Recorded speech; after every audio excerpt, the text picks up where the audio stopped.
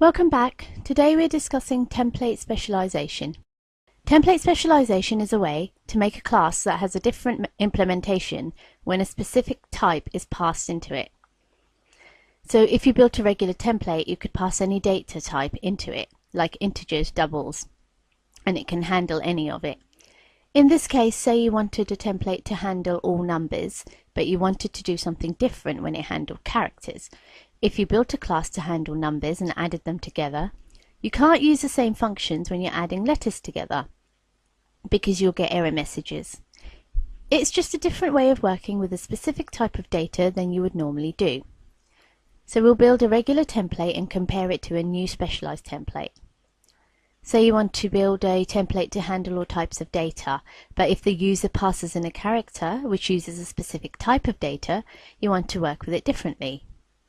So one template will take integers, doubles and floats, but when we pass in a character it'll handle it differently. We'll name the template class T. T can be any type of data. We'll call it funky, make it public and make a constructor, write the class name, pass in any type of data and write the variable x when we first create an object. So we create a class, pass it in an object and print on screen.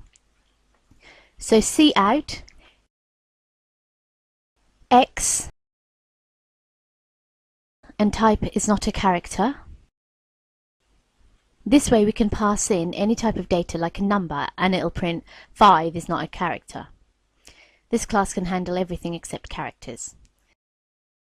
So that's the way to build a basic template.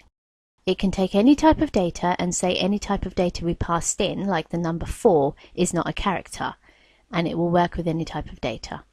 Template specialization is useful if we want to pass in any type of character and we wanted to do something differently. So we type template with empty angle brackets and we tell C++ we'll be using template specialization, and in the next line tell it what type of data this class will handle. We can name it the same class as before because the data type changes but not the main implementation. So write the class name and in between the angle brackets write what type of data this class should handle. So this is a class that should handle any characters, nothing else. So make the constructor public and funky, but in your angle brackets don't write t, x, because t is a generic data type. Instead write character. The body is the same as before. So copy and paste and type x as a character. So we'll be creating objects of different types like integers, doubles, characters, and when our program comes across a character, it will handle it with this specialized template. So any other type of data besides character is like numbers, will go to this generic class. So it'll say numbers like 4 and 8 aren't characters, but letters such as J and Z are characters. Previously, when we put in a data type, C++ would automatically recognize what type of data type that was. You can put in your angle brackets after the data type, and this would assist C++ by substituting one for the other, like T for the data type. So we'll create object 1 and pass it in an integer 7, and create 2 more objects, 2 and 3. Then we'll work with doubles, which is something that you can use decimal points with. And finally use a character like Q in the third one. So it'll come across the integer and use the generic template.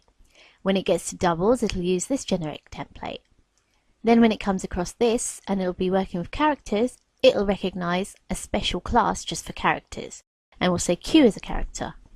So we'll build and run this, and we get 7 is not character, 3.154 is not a character, but Q is indeed a character. So the first 2 lines use the generic template class, and the last one had a character, so use that specialized character template class. So that is basically specialist data type. You have a different implementation when a specific data type is passed. I do hope all of this made sense and it wasn't too confusing. Okay, until next time, thanks again and take care.